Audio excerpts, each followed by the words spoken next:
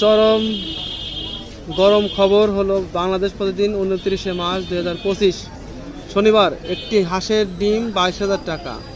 শ্রীমঙ্গল মৌলভীবাজার প্রতিনিধি। মৌলভীবাজারের শ্রীমঙ্গলে মসজিদের নিলামে ডাকে একটি হাঁসের ডিম 22,000 টাকায় বিক্রি হয়েছে বৃহস্পতিবার দিবাগত শবে কদরের রাতে।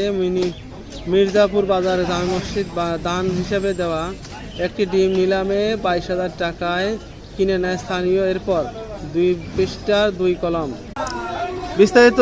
একটি হাঁসের ডিম পিছনের পৃষ্ঠার পর ব্যবসায়ী জাহাঙ্গীর আলম। এছাড়া মসজিদের নিলামে ব্যবসায়ী আলতাফ মিয়া 1,500 টাকায় একটি লেবু কিনে নেন।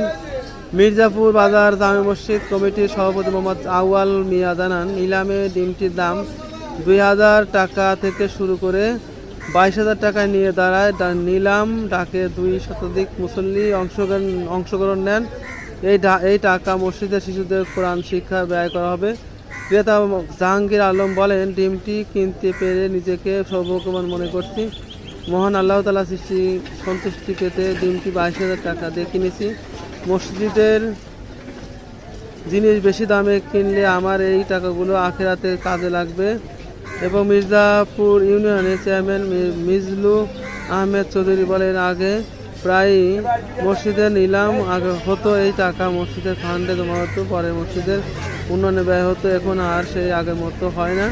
মসজিদের উন্নয়নের স্বার্থে এই নিলাম ডাক হওয়া প্রয়োজন ছিল। এই ছিল আলোচিত এক ডিমের দাম 22,000 টাকা।